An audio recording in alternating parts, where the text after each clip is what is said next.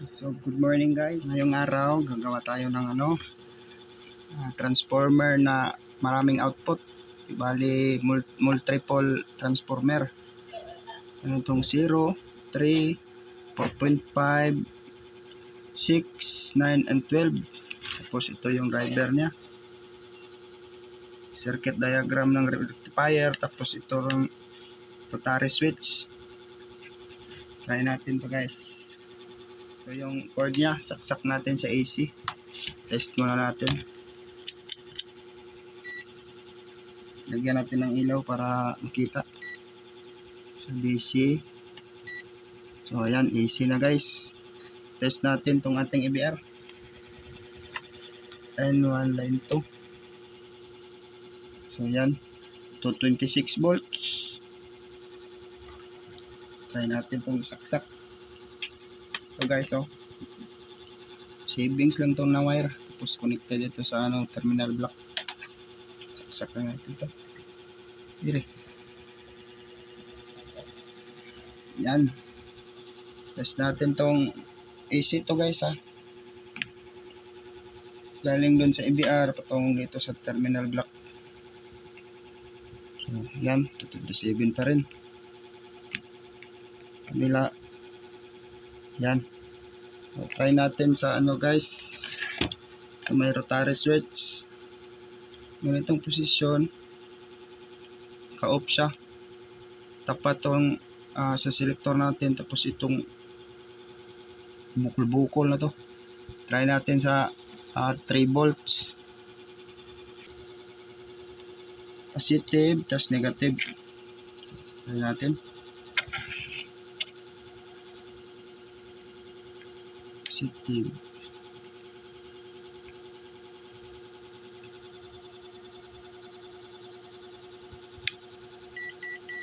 So AC, set natin to sa DC.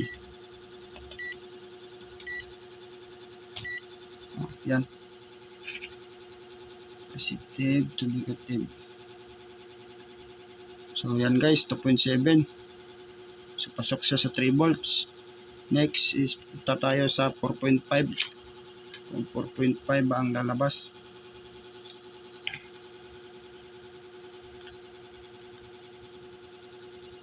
Dito, tester. Sige na.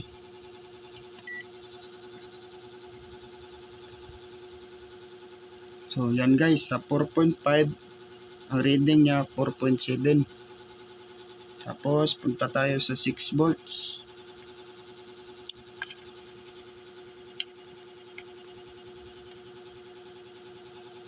So yan, 6.83. 9 volts.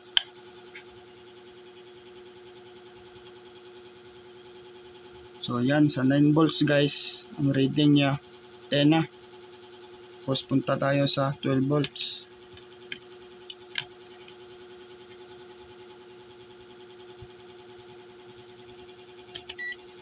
Sa 12 volts, output niya almost 15 na guys.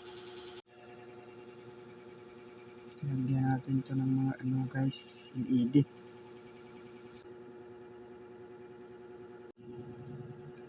Kanina guys, napansin nyo yung mga shrinkable na nilagay dito, puro yellow. Pero ngayon, binaklas ko, naubos, blue na lang.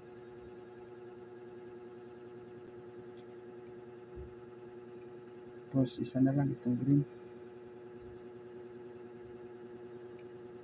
Itong transformer na to guys, mabili nyo to sa halagang 2 to 300 pesos. Ito pong output nyo. Meron siyang 0, common, 3, 4.5, 6, 9, and 12. Tindahan lang nito guys. Hindi na tayo hanap pa ng battery. Kasi may rectifier na. Pag na-rectify dito, labas output niya DC na. Ang disadvantage lang nito, kung wala tayong supply na kurente, hindi talaga ito magamit. Tapos ito yung rotary switch. Lagyan muna natin ito ng selector. Tapat talaga to guys, itong dalawa. Tapos labas natin yung pinaka malupit na tester. Tabi muna natin ito. Isbog na part. Yan guys, ito yung tester natin na DIY ba, kan sa ano, sige na siya. Tapos pag zero, yung zero guys, tapat na nito. Tapos yung mga TL na ito, pagitaon. So na try natin 3. Tapos sudan eh. So yan guys, pansin nyo na mahina ang ilaw niya tungod sa ano, resistor, 1K resistor. Try natin dito, malakas to. So yan guys, 0. Tapos pihitin natin 3 volts, 3 panara. Tapos sunod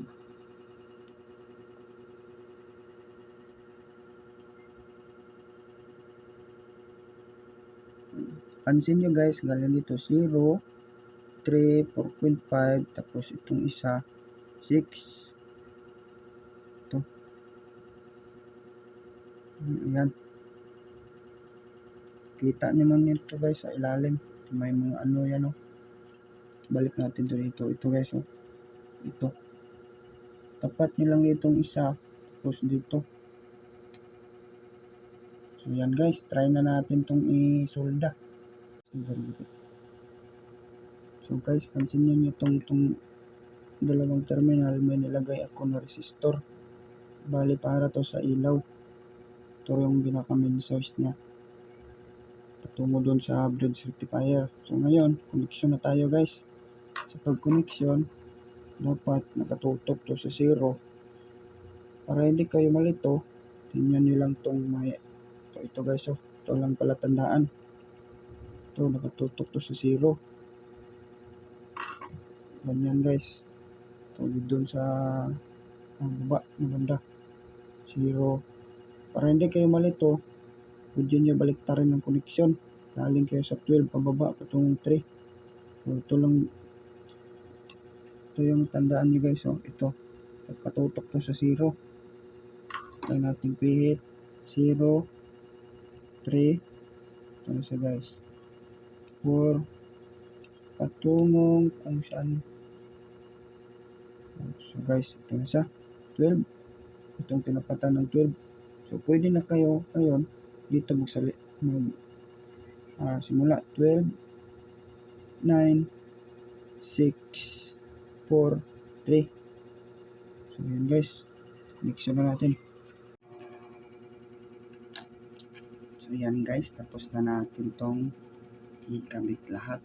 So kibali, ito na siya 3, 4.5, 6, 9, and 12. So pasensyahan nyo lang kung nangitim. Sobraan ng ano ba, lighter. So, try na natin tong ano. Disregard nyo na muna tong ano, isa. Yung may resistor. Kasama to dito maya. So,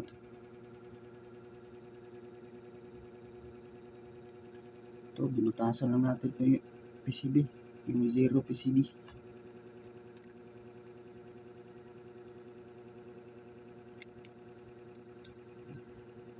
Guys, tapos ito yung pinaka-lock nut nya.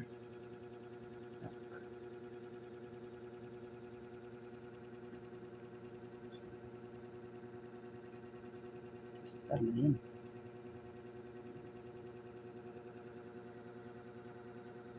Yan na siya guys. Ipitan natin ng combination plier. Kunti lang guys. 0.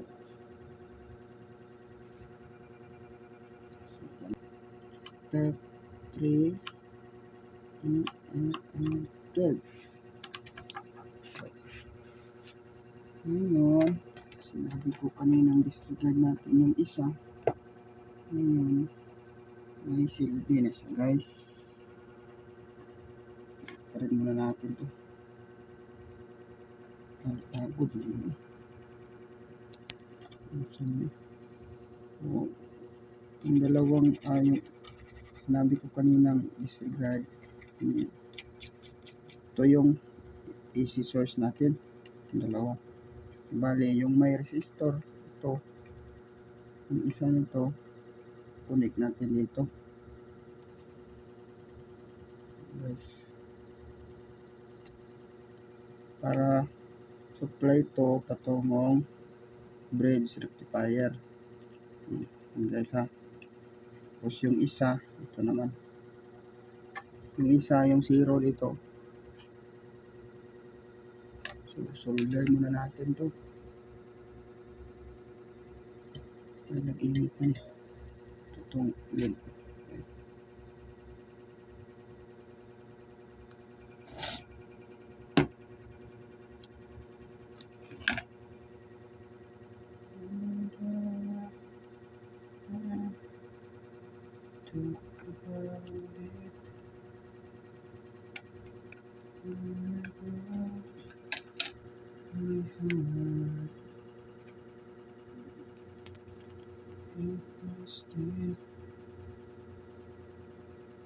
Shout out na pala sa mga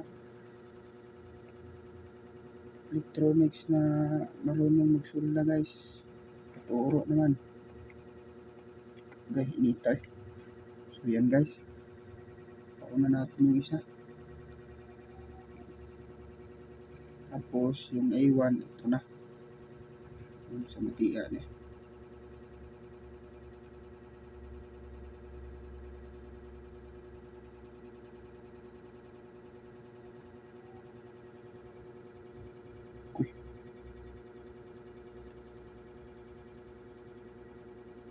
Sinsya na guys, bati kita lagi yan eh. So, practice pa ni. So, try lang na itong itanggal na.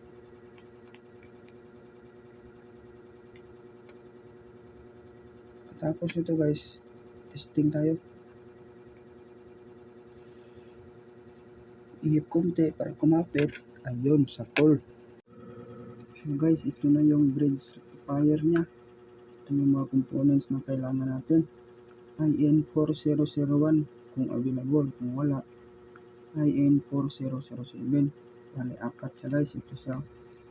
1, 2, 3, 4. Tapos, 1,000 microfarad. Lagyan natin ito. 16 volts. Kung walang available, depende na sa inyo. Basta, ang voltahe. Tugma. Tapos, 1K resistor. Ito yun guys. So ngayon, itong front view natin. Makita nyo. Ito yung diode. Cathode, anode, cathode. So, para klito kayo guys kung ano ba yung anode, cathode. Ito guys, oh. Anode means positive. Kung di kayo kabisado sa diode, try nyo lang i-test gamit ang continuity tester. So, dito guys, dito, tapos ito may DIY akong isa. Try natin muna dito. Ang polarity nito guys, ito cathode puti, tapos anode orange. Try natin. Kapag iilaw, sakto ang terminal niya. So, yan, iilaw. Palit tayo itong isang tester. Ito lang guys, DIY lang to. Pero hindi ko to recommend sa mga terminal gaya ng itong mga saksakan kasi mamaak guys. Bale may kurente. Ito guys, lumang tester to. Wala na yung bulb na sa loob. Pinalitan ng bulb ng lighter. So, ayan siya guys. So, pag short natin, ilaw-ilaw, ganyan. Tayo natin.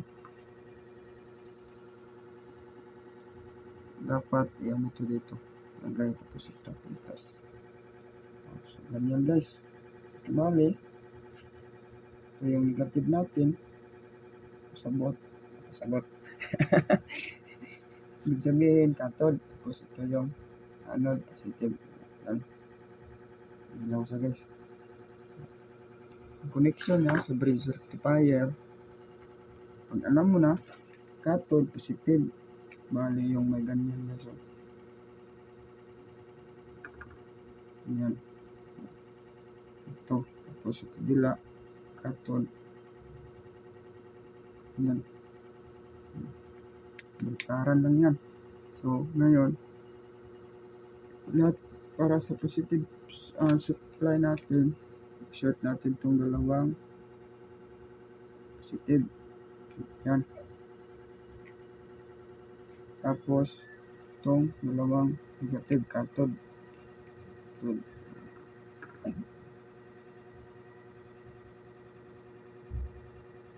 So, yan guys. Dalawang positive. Tapos, negative. Itong kabila, ito yung sa AC source natin. Short natin itong dalawa. Anode, cathode. Ito yung AC supply. So, ganyan lang. So, itong kabila.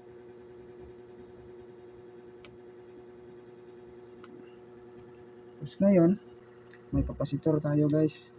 Pwede isa or pwede dalawa. Sa atin, dalawa lang. Ngayon, pansin nyo, itong kapasitor na to, kung may negative, ibali ito yun. Ito. So, itong dalawang negative, pag-connect lang natin to guys. Connect. Tapos, ito. Yan, may supply na yung negative. Tapos, ang naiwan, positive na lang. Positive, saan ba natin ito ipadaloy? So, kung makita nyo guys, itong diode, may dalawang butas.